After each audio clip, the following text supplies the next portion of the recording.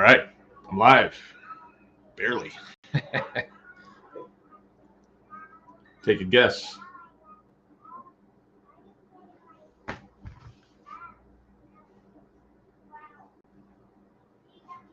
We had technical difficulties again.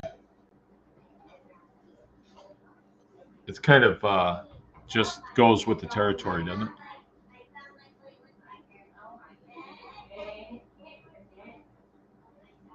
Excuse me just a sec. I got to close this door.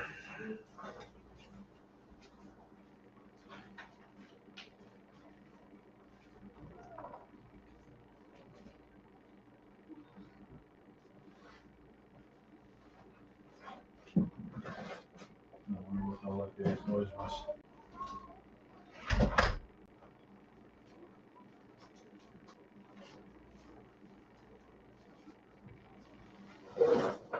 I didn't know what that noise was. It sounded like a bunch of little kids. All right, Lenny's with us. Lenny's the only one with us. It's just me and you, man. Well, turns out the kids came home from Taekwondo and they have helium balloons. So they're inhaling the helium and they're talking in funny voices. And that's what I heard. I wanted to know what that was. It sounded like a bunch of little kids out there. Anyway, all right, here it is. Today's Thursday. Let's see, the date being the 3rd, March 3rd. And I'm Mark, coming to you from Baker's Green Acres. We're located in Marion, Michigan, which if you know anybody from Michigan and you ask them where they're from, they'll tell you, oh, that Justin's here. All right, that video, I haven't watched that one, but I have another video that just came out today that Joe made. And hey, Brittany's here. All right, right on. And I'm going to show that video because I was just thrilled with it. It came out today about 11 o'clock, and we all sat down and watched it. When Joe puts out a new video, it's like, hey, I want to see this. He's doing some really bang up work. So I'm going to show that in a minute. And that was the technical difficulty that we had. Oh, you saw that? Okay. You saw that, Lenny? We're learning how this works. So like I have a drawing pad and we had it working, but then we have to work some more of the bugs out of it. I just haven't sat down with it. I should sit down with it like an hour before we're going to go on. And I was just one thing after another. And I had two phone calls when I came in from work tonight.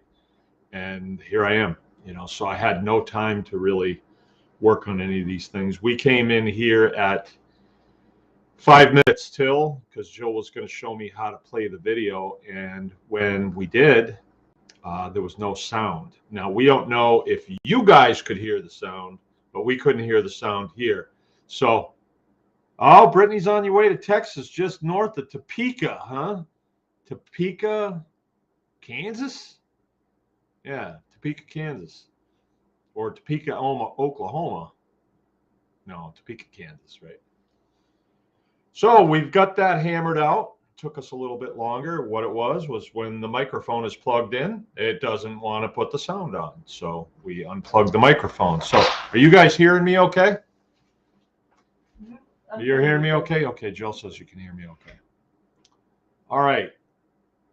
So my day went kind of like this. I've got this class the day after tomorrow, Saturday. It's a Saturday-Sunday class. And it's one of those deals where 8:30, sometimes 8 o'clock, you just have people wheeling in here. And so you have to have everything in place. So we get up early and get the coffee going and all that stuff. Hear you better without the microphone? Really? Okay. All right, then we'll leave it off because it's kind of in the way sometimes. It looks cool. Maybe I'll just have it like this. So I look, official, like a broadcaster. Nah, that's okay. We can do without it. If it sounds better without it, then I'll just do away with it. I don't need it. And so I'm scrambling a little bit to get some things done. The last time we did the charcuterie class, my understanding of how I wanted to communicate that to the students was not right where it is now.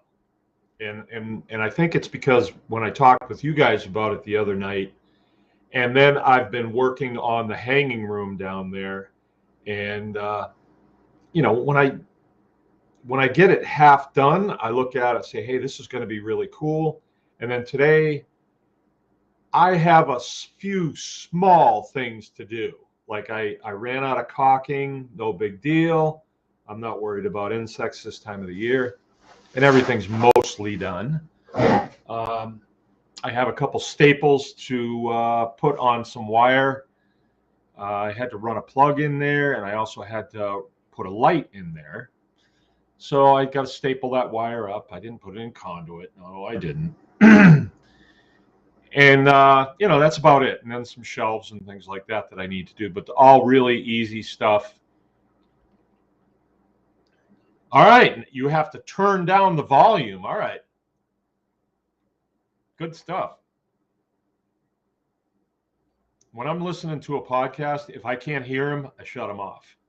I really do. If I can't hear them, I have so much noisy stuff going on around here. Stuff gets drowned out really quick. I just shut them right down. I'll listen to somebody who I like less, who I can hear. All right, so for all intents and purposes, I have finished up the hanging room, and I put a final coat of paint on it tonight, and I'm letting it air out thoroughly all night tonight, all day tomorrow, and then close the business tomorrow night, which I will not be on tomorrow night. I will not be on tomorrow night. I'm going to have preparation happening, and I don't. Well, let's leave it open. Let's leave it open. But if I don't come on, you'll know what the deal is. I mean, these people are coming to the farm, and I owe them, my full attention.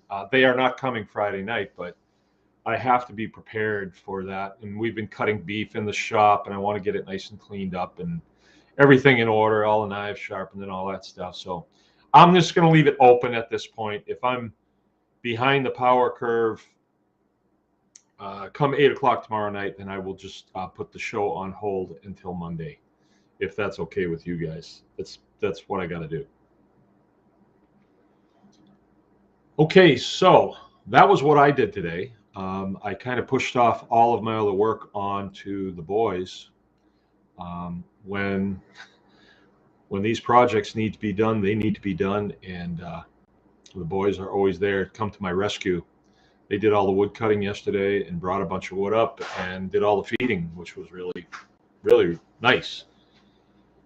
Okay, DeClerc, you got to see that hanging room. I didn't, I very rarely watch my own videos, but okay, cool. And Crunchy Mama's with us, right on. I'd like to hear more about the class that you did last weekend, how many people you had and all that stuff. For now, I'm going to try rolling this video that Joe made. I know we don't have a whole bunch of people in here, but let's just do this. Let's roll this video. Let's see if I can. There it is.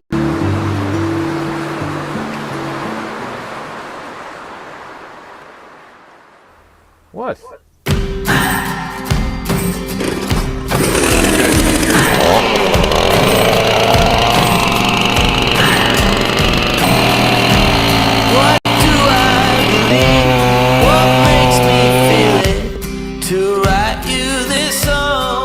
That's me singing too. There's no better day than today to go for a little dip in the pool. 5 months and a year. Oh, I loved you too long. You keep blowing me out. I keep How's nice? I think I'll go get me a cup of coffee though. The water is seriously warmer than the air. asking myself, oh, why do you stay? $5. I got it too. I got it in my wallet. I'll give it to you. $5. This is the stupidest thing I've ever done. Get it! Get the photos, Jimmy! Get in! Go! Duck down!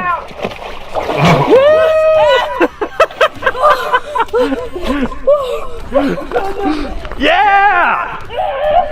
Woo! All right, so right off the bat, if you enjoyed that, please give us a thumbs up. I want to take 100% of the credit of that idea, and I was really enthusiastic and sold everybody on it, knowing that I would not be the one to jump in for the camera. So hopefully you dug that. All right, so now we're going to jump right in. This week we're going to be talking about winter on the homestead, how you stay happy, vibrant, and enjoying life when, you know, we're here in northern Michigan, it's cloudy, it's cold, and there's nothing to do. Mark's got some tips, Frank's got some tips. We're going to be doing some wood cutting, some shop work. This is the Anyone Can Farm experience.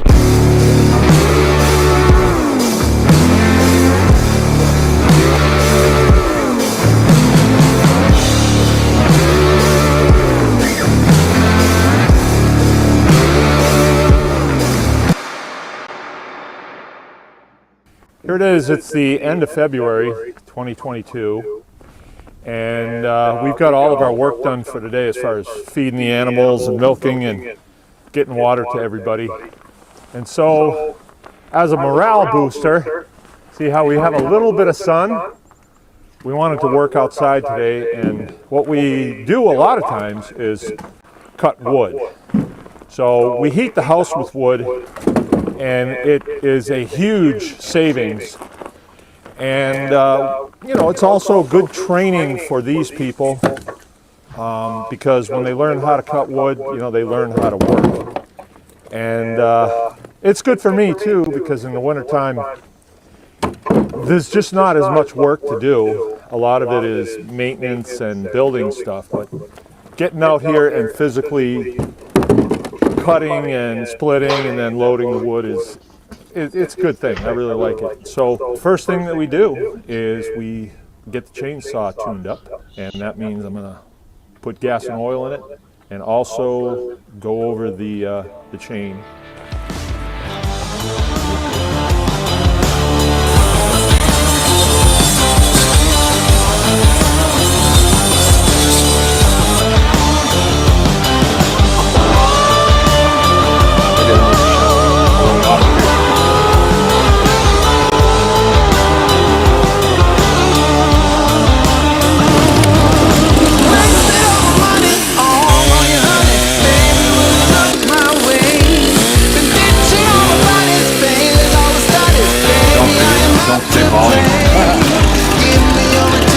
Sweet redemption, I will never let you down.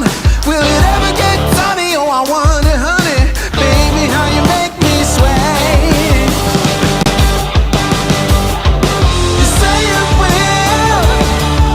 I'm calling you addicted friend. You say you will, yeah. So Frank's got a little bit of advice for us for how he gets through the winter. Frank? I just yelled Geronimo! You're addicted friend.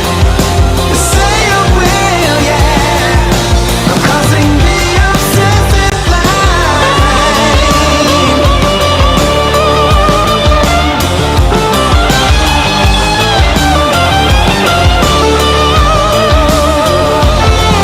Saw you rolling steady, took it kinda heavy. Baby, I'm a loving kind. Jaded loving hazard doesn't really matter. Baby, say you will be mine. Take my affection and my safe protection. I will always be around. All right, so another thing that we use this time in the winter when it's cold and there's not a lot going on the farm, it's just the day-to-day stuff, is we'll do what I call fortifying our positions. So this shop right here was just a lean-to on the barn, and it used to just get crammed with junk. But I've decided that we want to foster a little bit more craftsmanship on the farm. All right, so this is now dubbed the carpenter's shop, and I've made some changes in here, and step this way and I'll show you. It might not be anything to write home about, but compared to what it was, it's pretty good. I've built this bench right here so we can keep a lot of the carpenter's tools in here. A lot of the paints and, you know, woodworking tools are in here, cut-off saw, table saw. There was a time where this part of the barn actually had a really porous roof on it, very old, and water came through here a lot, and I even considered just tearing this part of it off. I'm glad I didn't. We put a new roof on it and shored it up, and this part of it, we've got this insulated, so I can heat this if I want to, but it stays kind of nice in here at the time. In order to fortify the position, you know, to make it more efficient, organization really is the key to that. So if I need to know where my skill saw is, I don't want to have to go looking in 5 different places and then, oh, here it is.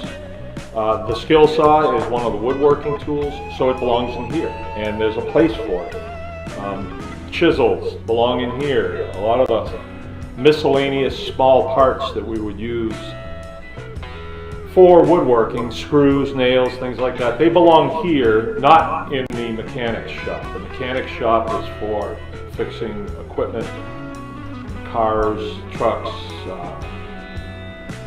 haying equipment, things like that. So the separation is a good thing. Nice. You want to make a sign? Yeah.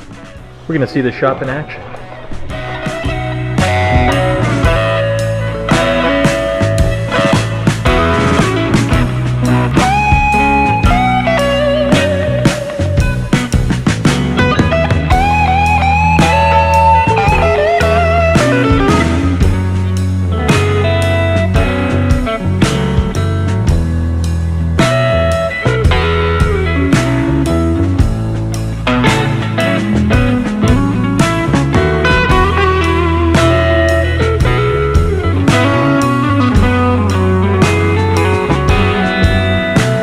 Closing advice for folks getting through the winter on the homestead. Yeah, it might not seem real great when it's cold like this and it's been a long winter and we still have a little ways to go. But you can always do little things here and there that when spring comes around you say, hey, I remember when I made that. I made that during the doldrums of winter. But if you live by the principle of always fortify your position, when times get a little bit tough, you can always make things a little bit better. As far as facilities and things that happen on the homestead, you know, you really need to be a craftsman. So you need to get good at some things that you weren't good at before, like sign making. You know, I spent a little time on that. That'll be around forever. And except for the one little mistake I made on it that I'll have to fix. But yeah. Spelled it wrong. But things like that, yeah, so it's just a helpful hint. I hope it helps. All right, so I hope you guys enjoyed that, and hopefully we gave you some helpful tips. Drop down in the comments, what do you do through these long winters, especially if you're in the north. If you're in the south, we don't care about you, and we don't want to hear how warm it is. But if you're from the north, let us know how you make it through the winter. If you guys do want to check out something while you're waiting for spring to come, check this video out right here. A little fun on the homestead and butchering to get you started. Thank you guys for watching, and we'll catch you in the next one.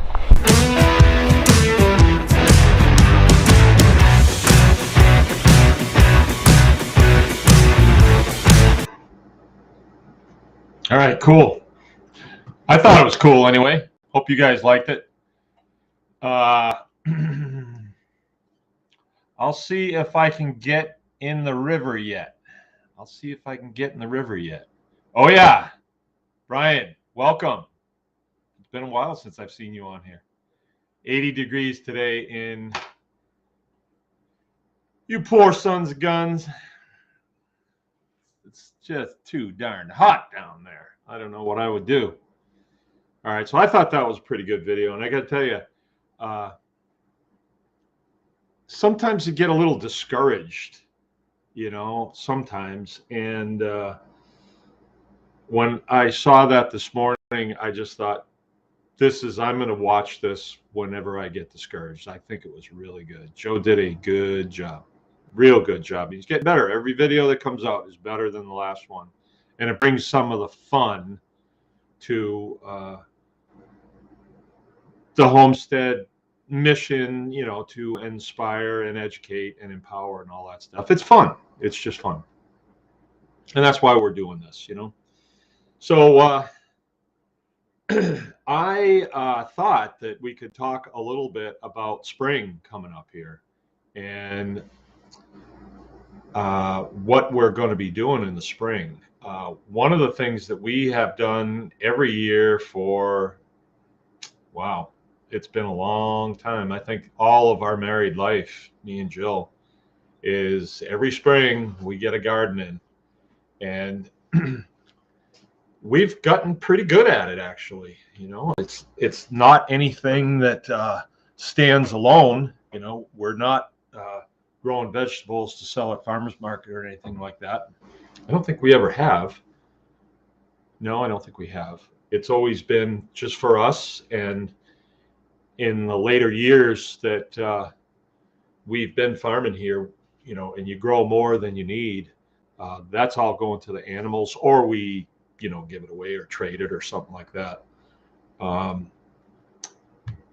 And I don't give it much thought, actually. We just, we have our things that we do. We have our duties. So like I am the guy that drives the tractor. So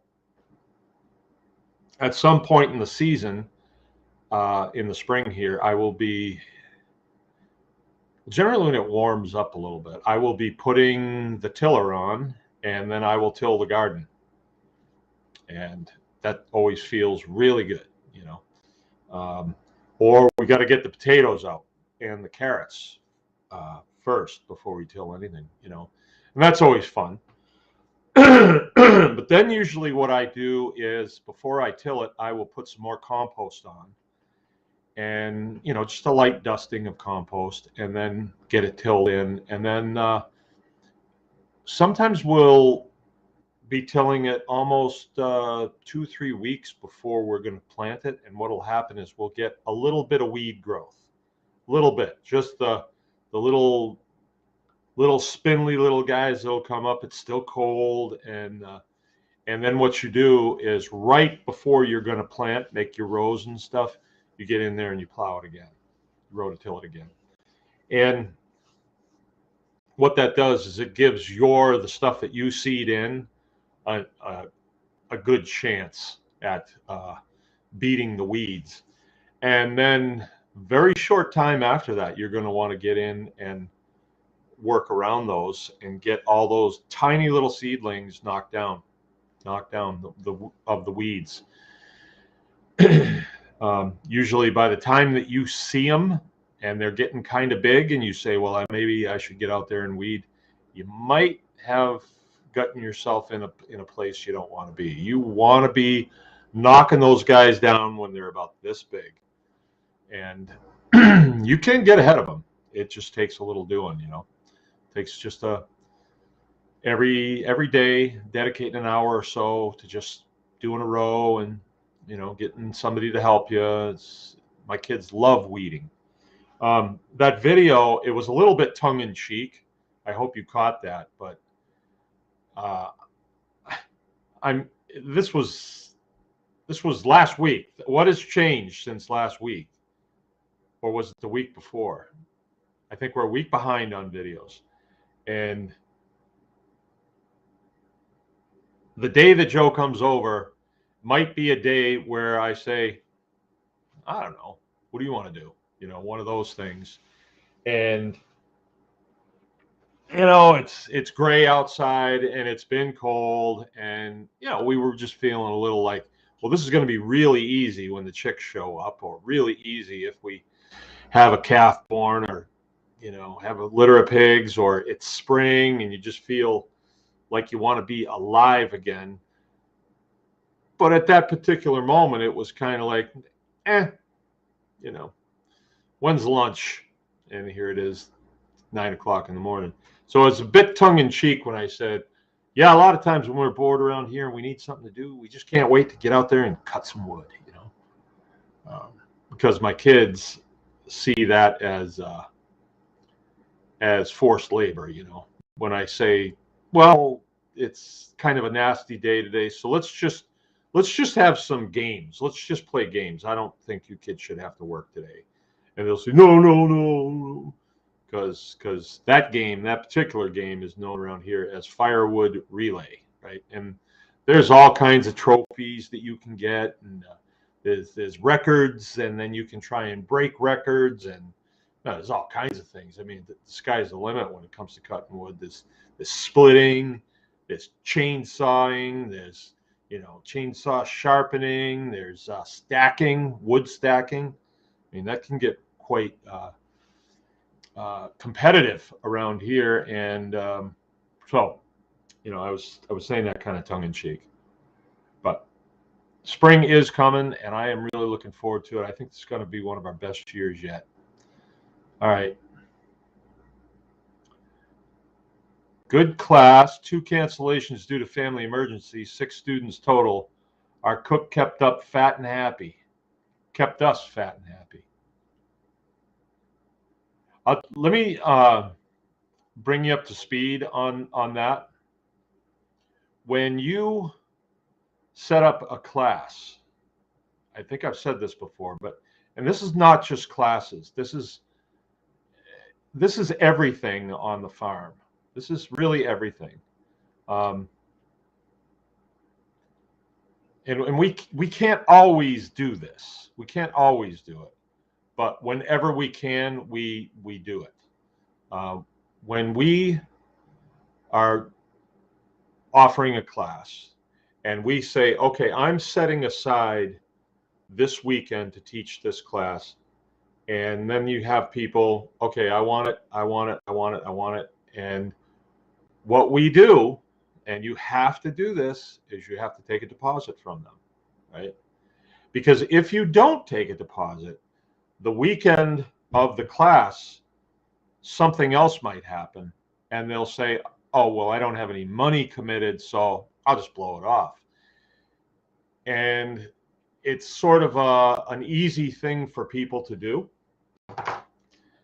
But what happens is then they say, ooh, that guy is doing this to feed his family. And I just spoke for 2 seats and then didn't show up. And our classes, hey, everybody knows what our classes are. A 3-day class or a 2-day class, the Homestead Hog Harvest, it's $500. And we've settled on that number there because it's a pain point, but it's doable. It's doable in today's economy. If you gave a class for $100 and people gave you a $25 deposit, they'll blow off $25 in a heartbeat. And then you wind up with a class that isn't full. And so in order to protect yourself, you have to take deposits. And on the $500 class, we take half. We want half of it up front, or we're not going to write you in. Somebody comes behind you, and even though you said you wanted to, unless we have the money, we do not write you in. And that's from years and years and years of actually being abused. It comes down to abuse. I think people believe that we're just hanging around here. We're just hanging out, right? And that, well, if they blow us off, we'll just continue to hang out. There's no big deal. Like, on the website, it says that we do tours on Saturday. I think. I'm not exactly sure. It may still be there, but I got a little tired of that because the idea of a tour was to take people around so they can see, oh, you guys sell chicken. Oh, you guys sell beef. Oh, you sell pork. Oh, you offer these classes. It's a business. It's a business. And if people come, you take them for a 1-hour tour. If you have a bunch of people, chances are some of them will honor you and they will buy some of your stuff. And the money from buying that stuff we use to pay, the insurance and fuel and bills and all that stuff. we're doing it for fun. It's not what it is. I mean, it is fun, but it is a business. So, and I think that, well, it was a family emergency. I don't care. I don't care who it is. We do not give deposits back. We don't. And what that does is it makes people feel like, well, I said I wanted it, and he could have sold the seat for 500. He got 250 out of it, but now at least I don't feel so bad. And the next time the class comes, maybe I can go. But if you blow a guy off, then I'd like to go to a class, but I really don't want to face those guys after I did that to them. So it's very important to take deposits, and don't be ashamed of it at all. Not at all. We run into problems every year with our chicken processing business. We will have somebody that will call and say, yeah, I've got 100 birds. If we don't know them,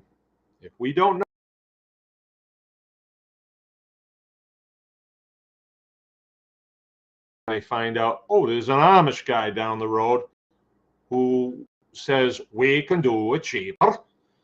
And yeah, of course they do it cheaper. Of course they do. Their standard of living is way different. And thing about them is they're here today, gone tomorrow. So if you have been coming to us for a lot of years, and then all of a sudden you go to the Amish because they're 50 cents cheaper a bird, well, I don't like that, So you'd be damn lucky if I take you back after that, I got a guy out there that no, never mind. I'll leave it alone. So yeah, 6 students total. Okay, well, that's good to have a small class, early on. And I guess you had a chef working with you, Bryce, probably. Well, that's good. All right, cool. Well, good to see you here, Brian. What do we got? Abundant living. Oh, Jill's saying the swimming in the wintertime, that cold plunge, it kind of goes with the carnivore thing. It kind of does. Because when you're staying away from carbohydrates, you get up in the morning and you actually feel good. I actually feel good. It is echoing for anyone else. Is it echoing? Justin saying yes. Is that before? Echo fixed. Okay. Echo fixed. Keith S. is with us. Okay. I think Jill figured that out. I think he has to mute his mic before it's played. I think it's playing back through the speakers. All right. I'll see if I can get the river. Okay. All right. 80 degrees in Florida. Texas.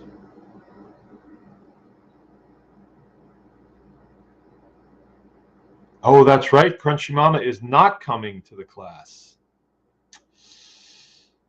Yeah, that's right. Okay, so and Nancy Dort's with us.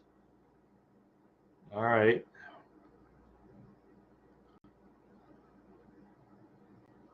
So it sounds like you guys got some snow up there in Canada.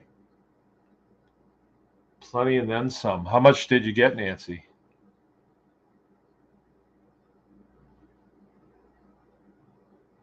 Coastal says, Hattie, first time mom Pharaoh today. Heartbreak. Oh.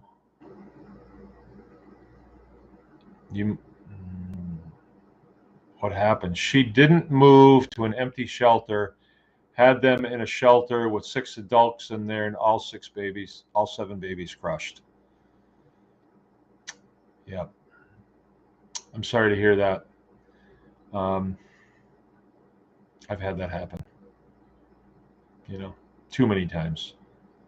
I actually am going to go to, I'm going to slightly modify my pasture farrowing operation and the village the sounder farrowing, you know, where I just have all my sows together, the boars in there, and they just kind of community type thing. But I do want to provide moms a way to get in to their own hut and be left alone. What happens is if you have a mom that has gone, you know, 2 weeks prior, and all of a sudden, afterbirth, I think I'll have that. That can lead to other things that just are not good. And I've had that happen, and that's just not good. So what I'm going to do, it's too bad I don't have my pad here, but what I'm going to do is I use these huts, and I'm going to build gates for them that I can, when she's picked her hut, or when I know she's getting ready to go, I may just lock her in and then bring her food to her, and you know, do it that way, just to protect her a little bit from the other moms. The other moms like to go in and sniff around, and a lot of times it causes her to move around, and you know, it just disrupts things. So but I realize in a natural setting, infant mortality is just comes with the territory.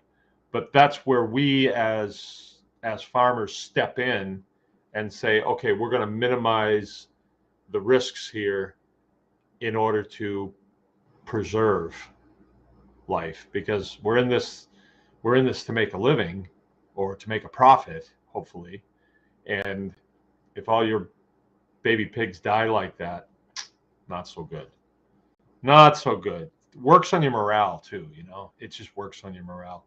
But I think you probably knew that it's coming, right? In anything that you do like this in farming, it's coming. You're going to have letdowns. But I'm not saying to just say, oh, well, you know, take the hit and then change things for for the better. Change things for the better. All right. Everybody's sorry for you. When things went wrong for me this winter, early winter, I didn't tell anybody because it was just dumb. $4.69 a gallon for diesel. You need to be competitive. Me? I wonder. You know what, Justin? I heard the other day that prohibition had nothing to do with the U.S. government concerned about its citizens falling into the depths of alcoholism.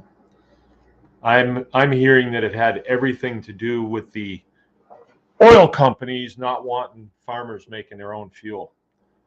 That's what I'm hearing. And I actually have a manual for my 1946 tractor that it references tractor fuel, right? And when I looked into that, there's all kinds of ways that they made fuel for their tractors, and it was basically alcohol. But I think that's something that we should look into, because if we can manufacture our own, why are we not? You know, I just don't know enough about it at this point, but the information's all out there. When I was out at Sean's place, he had a digester and he was making methane. And it was an okay unit, but pretty crude, pretty rudimentary for 2022.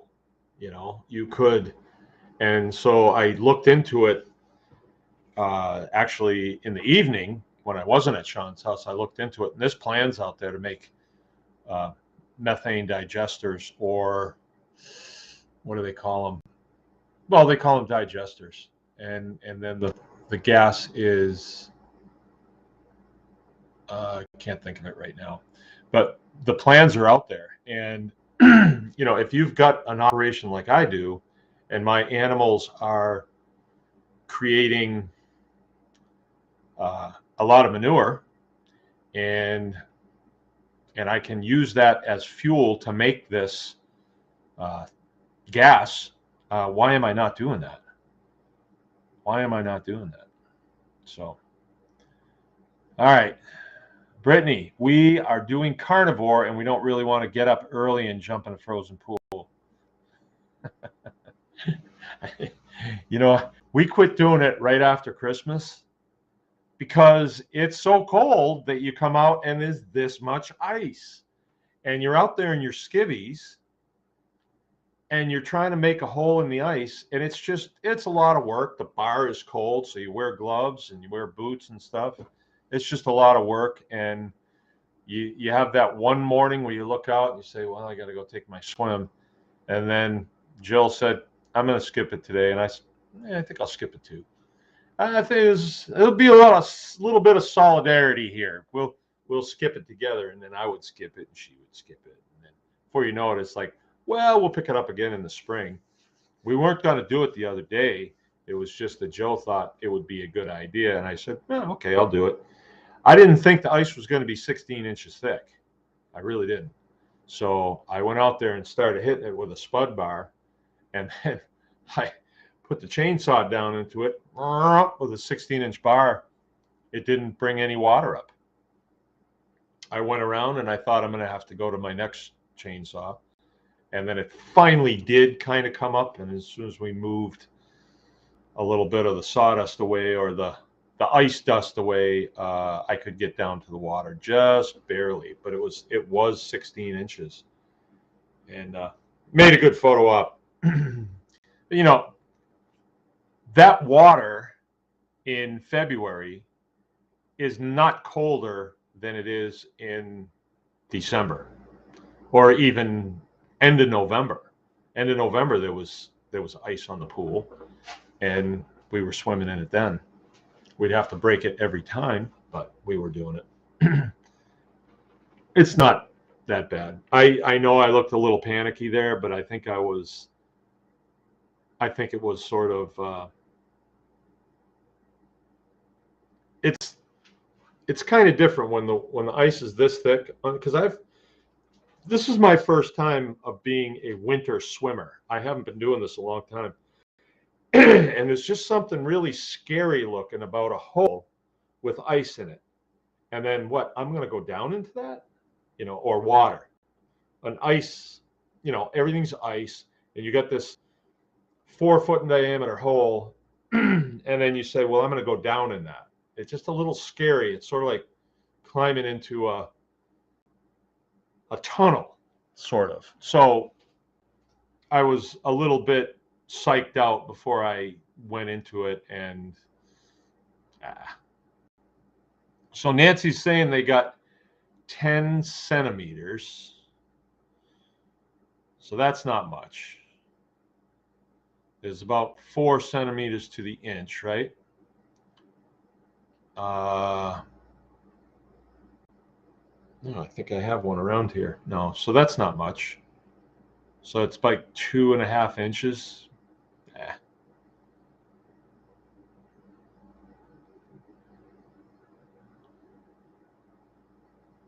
Yeah, Brittany's saying we like to build a temporary pen with 4 cattle panels and a shelter when we know the mom is close.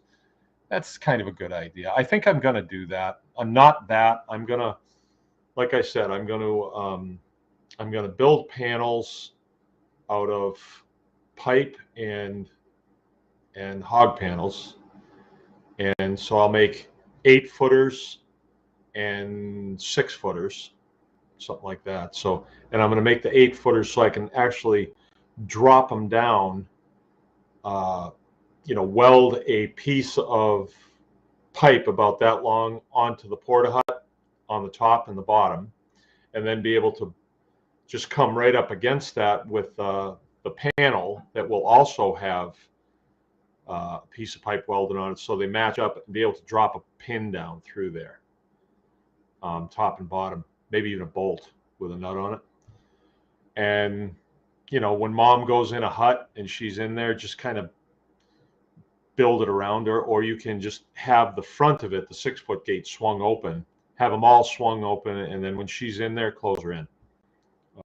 Where my sows are, they're kind of they're right over here. So it's in an area where I see them.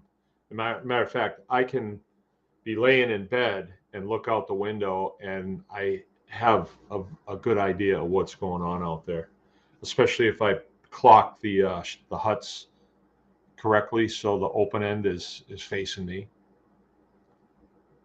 Oh yeah, let's give some thumbs ups here. I'm saying with high prices, you need to charge enough with the rising prices of inflation. Don't short change your prices. I hear you. I hear you. Convert a tractor to E85. E85 is gasoline, right? My tractor is diesel. I do have one gas. I have two gas, actually. And they're both going down the road. I'm getting both of them gone for a diesel. 1.39 centimeters to the inch. Oh, 2.54 centimeters to the inch. 1, 2, yeah, so it's like, so almost 2.5. 2.5. It was 2.5 centimeters. Huh. Inga is saying, Jill seemed to have a calm, controlled approach in the polar plunge. Wim Hof all the way. Wim Hof. It's not Wim Hof. What is his name?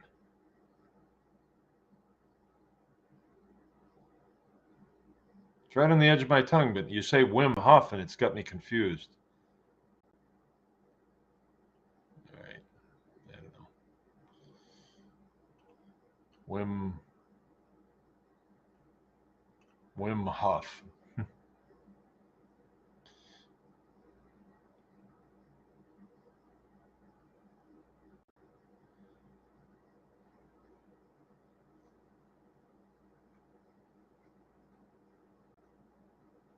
The heck is it?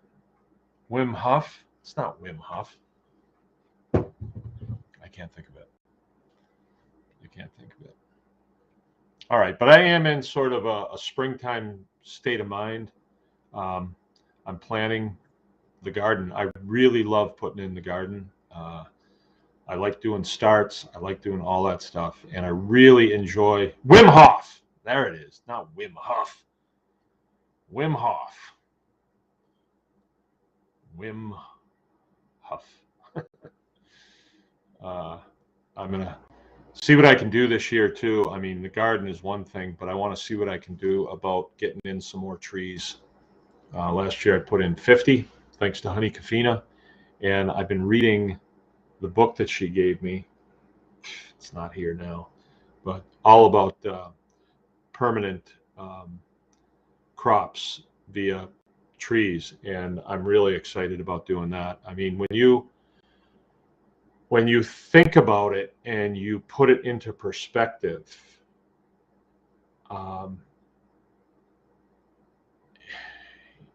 than the, separate of the saying that when's the best time to plant trees, it's last year, right? So that you only get to stay here so many years. And if I had planted trees 15 years ago, I would be seeing the results of them now. And the trees that we planted, 6 years ago, we've got a good cherry tree. We had a good pear tree, but it got hit with the snowmobile, so that broke off. And we've got a good peach tree, a really good peach tree. That's about it. Everything else is just, it struggles.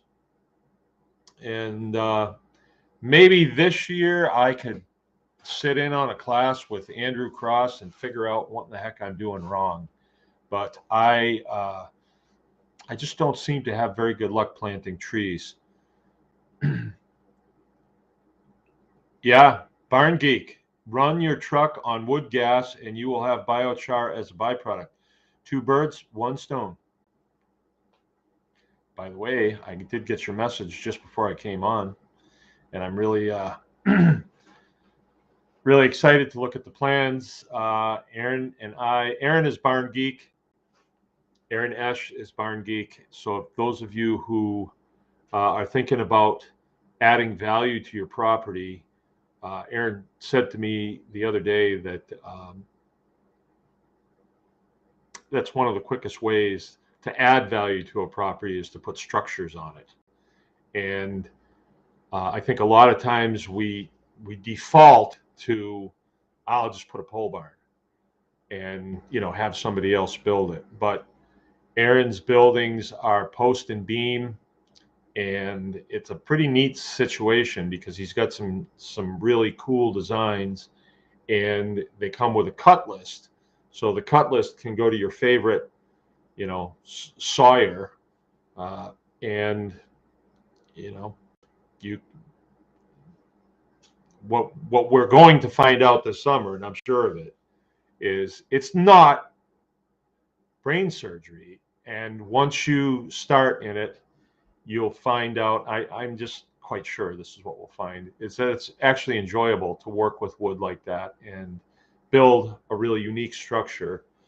And this structure is going to be the outpost building. And I'm pretty excited about that. So yeah, I'll be interested to see those. Let's see.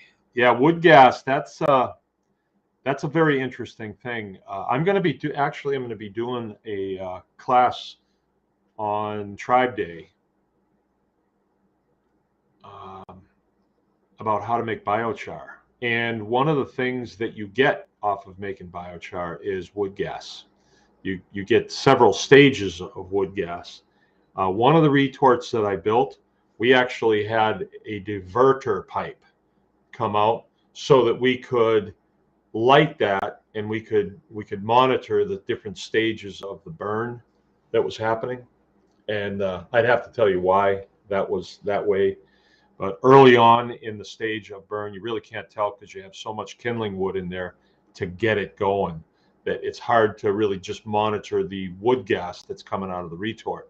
But with this diverter pipe on there, you can see that gas coming out of there. And one time I was doing it, I had my niece here with me, and we were doing a burn. It was early on in the operation, and we got real excited about doing it. We're all excited about biochar and all the things it's going to do. And I had this diverter pipe on there, so this was going to be different. I hadn't done this. And for some reason, I thought that biogas, or it's not biogas, it's wood gas. Biogas comes from the digestion process. Wood gas comes from the roasting process or the heating process, right? It heats the distillates out of the wood. I had in my mind that the wood gas would smell like smoke or liquid smoke, or I don't know, silage maybe, or just, I had no idea what I was in for. And when it started to run and the wood was gassing off, is what it's called, you could see it come out. And before we lit it, I thought, I want to see what that smells like. And so I just went over to it, and I was no closer than about here. And I went like that. And that wood gas went up my nose and down into my lungs. And I could not get rid of it fast enough, right? And when I got rid of it, I was hurting. It really irritated me instantly. And I was afraid to take another breath, actually. So I blew it out as fast as I could. But I was actually kind of afraid to take another breath because I didn't know if I'd blown it all out. And it was a little painful, actually. So there you go. You never want to smell that biogas. It's very, very tough on you. Aaron says, it's easy and it's fun. Brittany's saying, a guy said with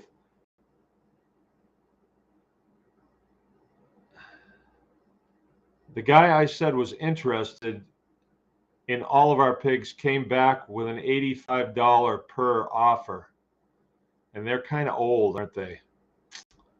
I don't know if I'd do that. You know, if if you do sell them to him at that price, he's already devaluing them. He's already telling you that they're not worth much. And I don't know, if you think they are, then I wouldn't sell them to him. It's too bad you're not coming this way. I wouldn't mind having them. I'm really low on pigs right now. I'm super low on pigs. You know, but I have bought them for $85. I've said to a guy before, well, what do you got to have for him? The guy calls me and says, I got a bunch of pigs I need to move. I said, what are you wanting for him? He says, $85. I said, okay, I'll take them. Normally I pay about 100 for them, and then I flip them for 150. I take out of them what I need, and then I'll flip them for 150 just for my time. So I can make up to about $50 a pig if I flip them. Generally, most of the pigs that I'm selling out of here are mine, though. All right. All right, Brian's saying, we planted out our apartments with fruit trees last year along with the gardens.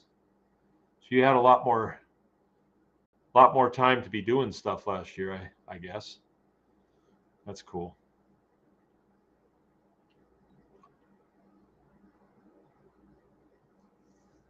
All right. I didn't remember that exactly. Sounds like he wants quality pigs at an average pig price. Yeah, he does. And springtime is when you sell pigs. When it's still cold, this guy knows what he's doing. He's thinking that you're getting tired of having them around, and you just sell them off quick and just hold on to them. Yeah, just hold on to them. You guys are doing a lot of scrounging right now, so I've got feed. I got more feed than I know what to do with. One of my guys that was getting bread from me said he didn't want it anymore. He's actually moving his farm, so he doesn't have time to fool with it. And I've gotten a few loads that I wasn't expecting, so I have a little bit more than I need, and no one is really interested in it. But this time of the year, I can stockpile it, so not a big deal. If I had more pigs, I'd be feeding more bread. That's the way it is. All right. Well, I am really looking forward to this weekend. Can you name another job where you are going to be working for the weekend and you're looking forward to everybody that's coming? Let's see, 1, 2, 3. There's some new people coming from Minnesota.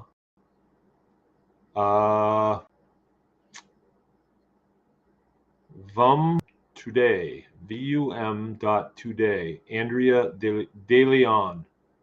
I don't know what that is. Can you enlighten me what that means, Andrea? I can't dig that code.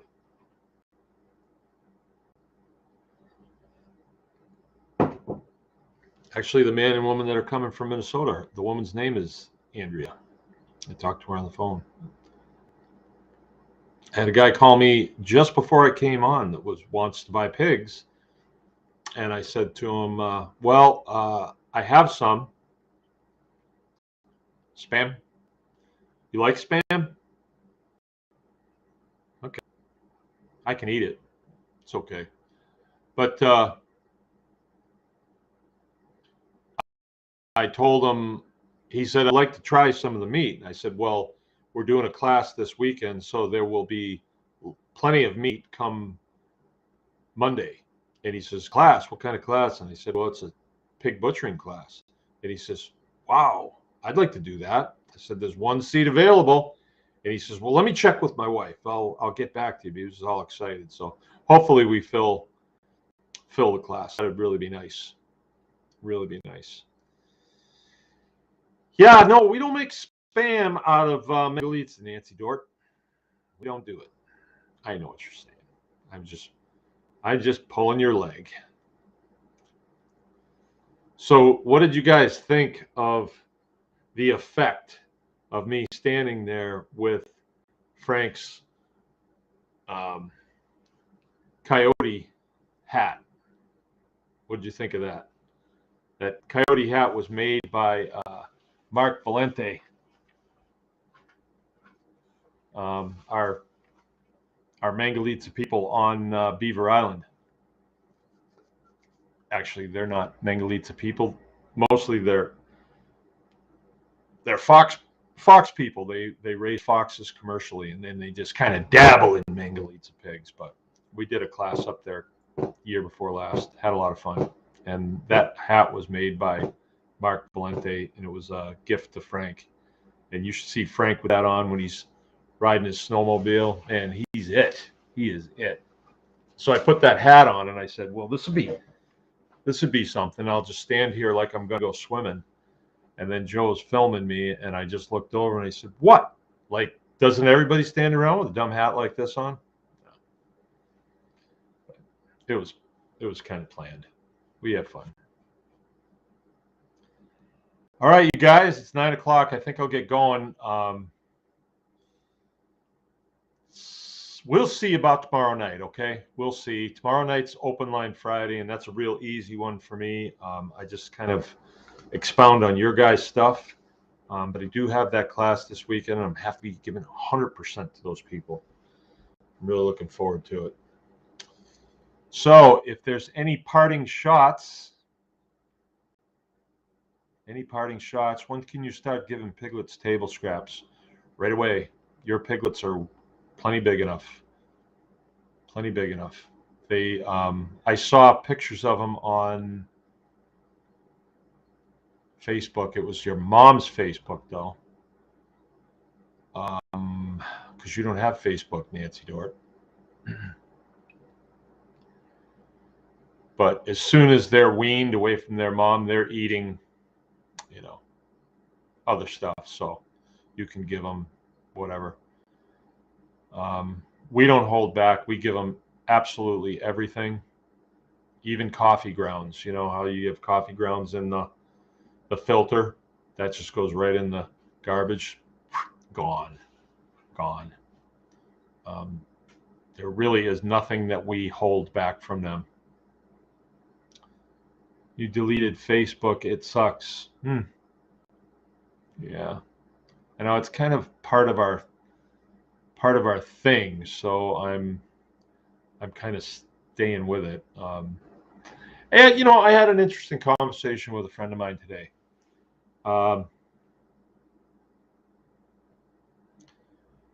Really? Wow. What do you want? How am I wowing you? Saying that I got to keep Facebook, or that I feed coffee grounds to the pigs? But it was a really interesting conversation. I've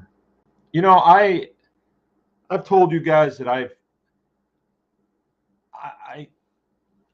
guess I've spent a lot of time on here talking about optimism and things are going to turn out for our country, and coffee grounds, and the truckers this, and this and that. And just lately I go to listen to some of the people that I would listen to, and it's like, I think I'll listen to something on nutrition instead, or on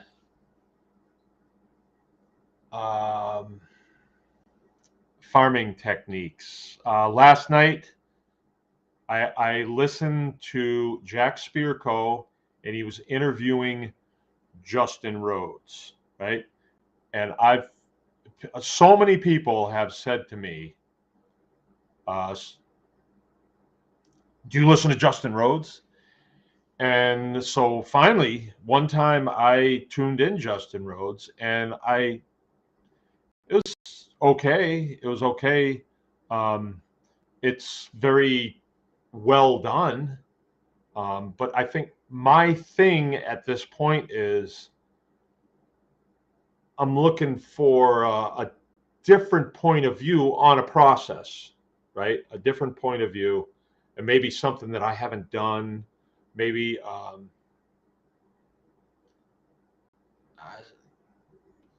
different outlook, something new, something innovative, something like that. And not take anything away from any of these guys, but they're sort of presenting this to people as a first time thing. And I think that's great, because that's part of the mission. But I listened to that interview, and actually, I will be on the Jack Spirko show. Joe lined that up, but he wanted to get things squared away on the website first, because you go on Spirko's show and you say, yeah, well, we're over at the Anyone Can Farm Experience, and you'll have a pile of people come over to check it out. So, but I listened to that, and I was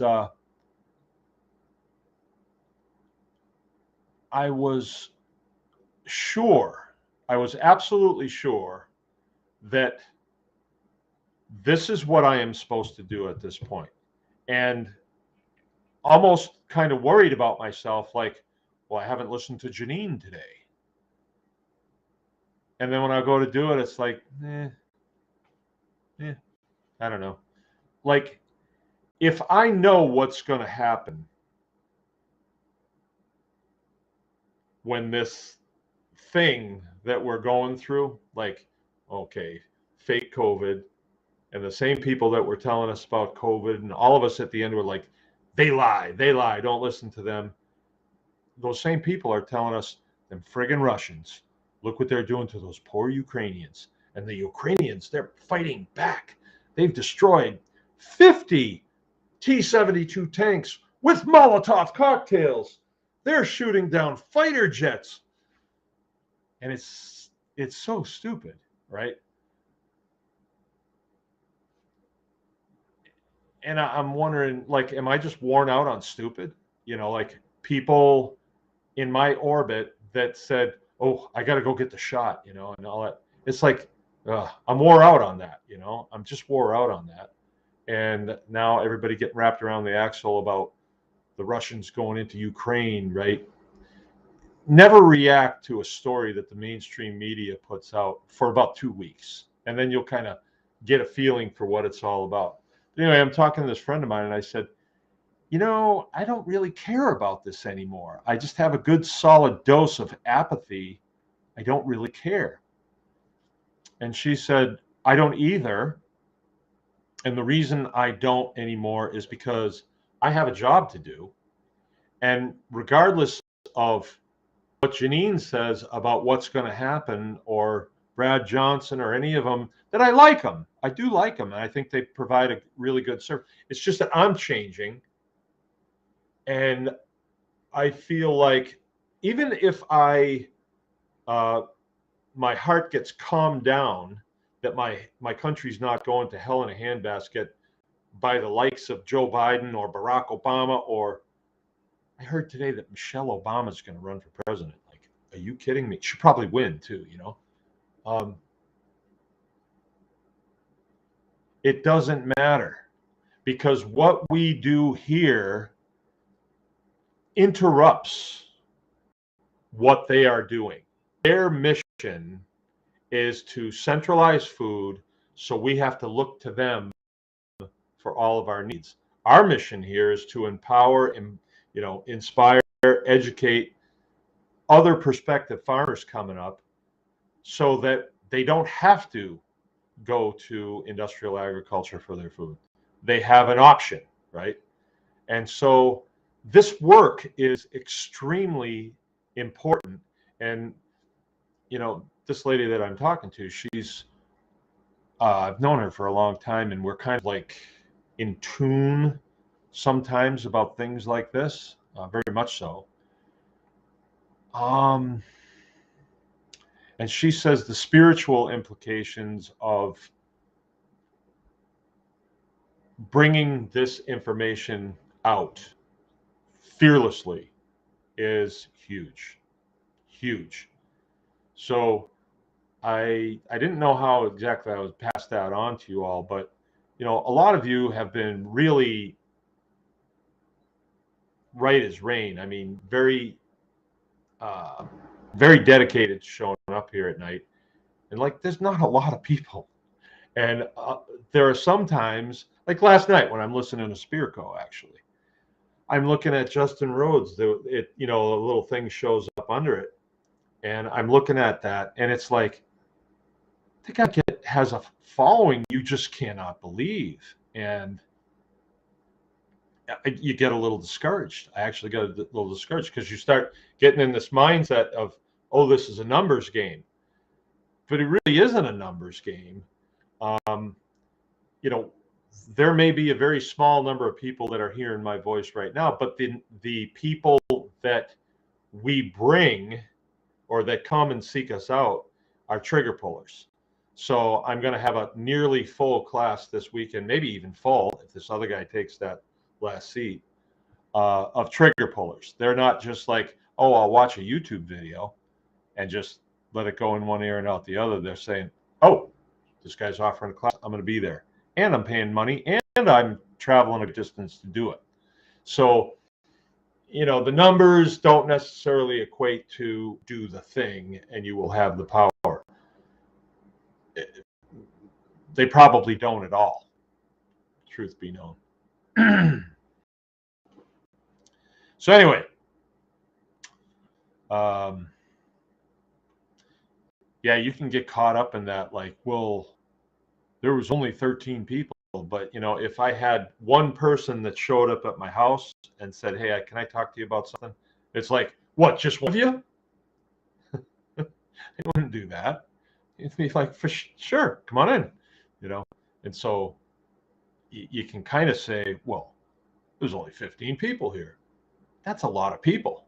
You know, if you have to feed them all, or if you have to wash all their feet or something, that's a lot of people.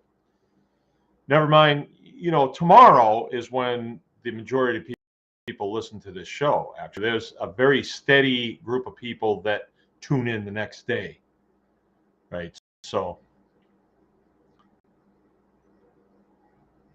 and then the wise one, 12 ordinary men changed the world. Yeah, that's true. That's true. That is so true. Spiritually, it is very, very true.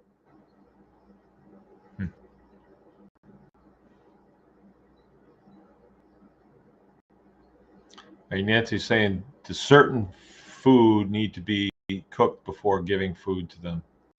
I would say no. I've heard my entire pig raising career that, oh, don't you ever feed potatoes, raw potatoes to a pig. It'll kill them. I've heard that.